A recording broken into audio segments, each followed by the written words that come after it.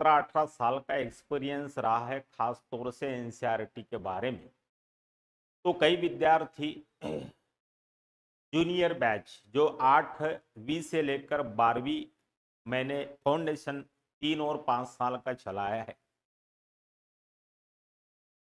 उस बैच में कई बच्चे ऐसे हैं कि जिनका एनसीईआरटी इधर सीबीएसई में 7वीं से शुरू हो जाता है और वो कई सोशल मीडिया चैनल या यूट्यूब चैनल से टॉपर्स के इंटरव्यू को देखकर सुनकर भी आते हैं। बड़े कॉन्शियस और अवेयर बच्चे होते हैं। तो उनमें से कईयों का पहला सवाल ये होता है कि सर एनसीईआरटी पढ़े और एनसीईआरटी हमने पढ़ लिया है, तो एनसीईआरटी मस्त है क्या?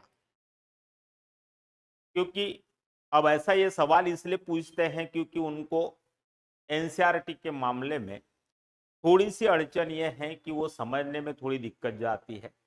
मैं यहाँ एक बात मानता हूँ कि एनसीईआरटी को समझने के लिए कंसेप्चुअल पार्ट पढ़ने के लिए आप पढ़ लीजिएगा, लेकिन एग्जाम पॉइंट ऑफ व्यू से अगर आपने एनसीईआरटी पढ़ना है तो थोड़ा सा मैं यहाँ पर नकारात्मक हो जाता हूँ और मैं यही सलाह देता हूँ कि बच्चा ऐसा है 5-6 महीने आप थोड़ा सा जो है क्लास में आए हो तो क्लास को सुन लो और क्लास के बाद अगर आप एनसीईआरटी पढ़ते हो तो उसका मजा कुछ और होगा, क्योंकि एनसीईआरटी पढ़ने के लिए थोड़ा सा बैकग्राउंड जो है अच्छा होने की जरूरत है।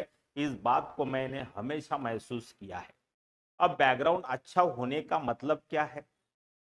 तो बैकग्राउंड अच्छा होने का मतलब यह है कि एनसीईआरटी में जो लिखा हुआ है कंसेप्चुअल पार्ट, वो कंसेप्ट थोड़े बहुत क्लैरिटी के साथ आपने एनसीईआरटी को पढ़ने से पहले पता होने चाहिए। दूसरी बात, भाषा पर बहुत अच्छी कमांड होनी चाहिए। एनसीईआरटी वैसे हिंदी और इंग्लिश में आती ओरिजिनल, अब मराठी में भी कुछ लोगों ने उसका अनुवाद करने का कोशिश किया है, लेकिन मराठी वालों का हिंदी या इंग्लिश में थोड़ी सी प्रॉब्लम यह है कि अनुवाद बड़े गलत ढंग से हुआ है। तो एक गलत इंप्रेशन बच्चों के माइंड तक पहुंच रहा है इस कारण से।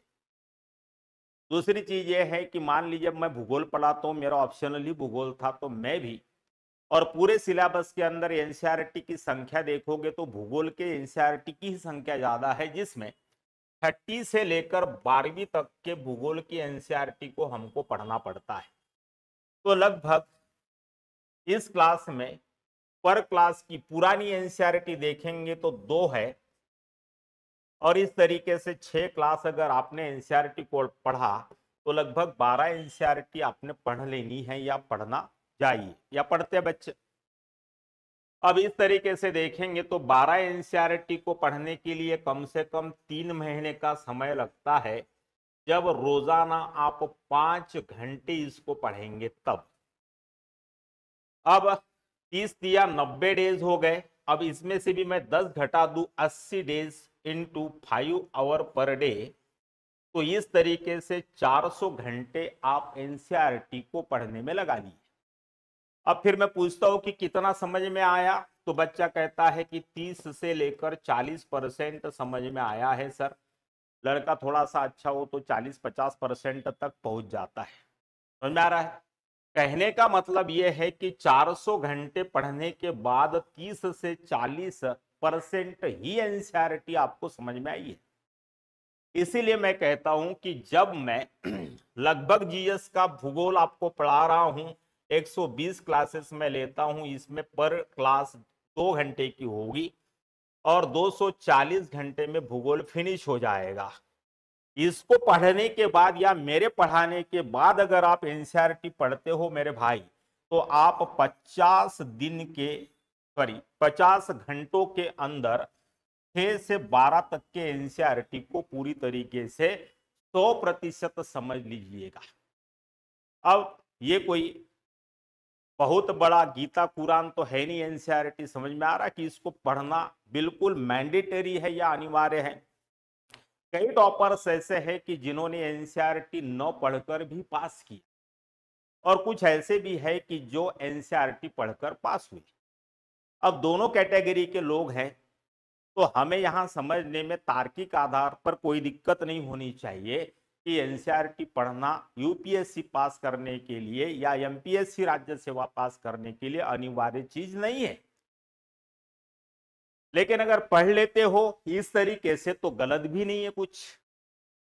लेकिन मेरा कहने का मतलब यह है कि जो लड़का इस साल प्रिपरेशन कर रहा है, नेक्स्ट ईयर उसको अगर अटेम्प्ट करना है तो वो अपने 400 घंटों को यहां बर्बाद क्यों करेगा जब अपना काम 50 घंटे में निपट रहा है। तो एनसीईआरटी के बारे में यहां पर इस दिमाग को अपने दुरुस्त कर लीजिएगा। समझ में आ रहा है?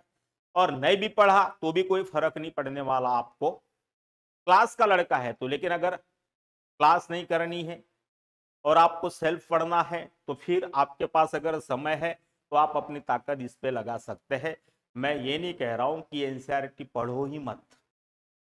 समझ में आ रहा है? तो कुछ बाबा दादा बैठे हुए हैं मार्केट के अंदर, वो आपको सजेस्ट करेंगे। और जब आप एग्जाम में जाओगे, हो गई पढ़ाई? हाँ हो गई। एनसीईआरटी पढ़ा था? नहीं एनसीईआरटी, अरे फिर तो गए तुम काम से, तो मतलब नहीं है कुछ। एनसीईआरटी जब पढ़ानी है और अगले दिन अगले महीने एग्जाम है आपका, तो फिर आप कैसे करोगे? आप डिमोरलाइज हो जाओगे।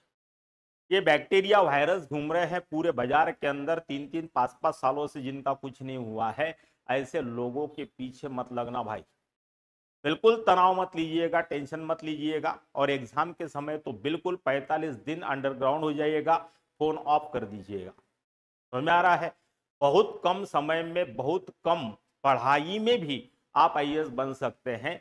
लेकिन अगर आपके पास थोड़ा सा टेक्निकल स्ट्रेटेजी इस्तेमाल यहां पर आप करते हैं तो कोई मुश्किल काम नहीं है। तो एनसीईआरटी खास तौर से भी मैं हिस्ट्री पढ़ा रहा हूँ, ज्योग्राफी पढ़ाता हूँ, तो एनसीईआरटी ज्योग्राफी और हिस्ट्री के तहत जो है काफी पॉपुलर एक चीज है। इसलिए ये इवेंट मुझे बताना जरूरी था, क्योंकि पिछले 8 दिनों से इन सवालों के जवाब मैं दे रहा हूं। इसलिए सार्वजनिक तौर पर इस चीज को आज बताना मैं अपनी ड्यूटी मानता हूं। इसलिए इस का उल्लेख मैंने आज इस क्लास में किया हुआ है। समझ में आ रहा है सभी को? आप समझ लेना सारी चीजें, और कोई भी दिक्कत हो तो मुझे कांटेक्ट जरूर कर सकते हैं आप। कोई दिक्कत नहीं इस मामले में। चला जाए, आगे चलते हैं।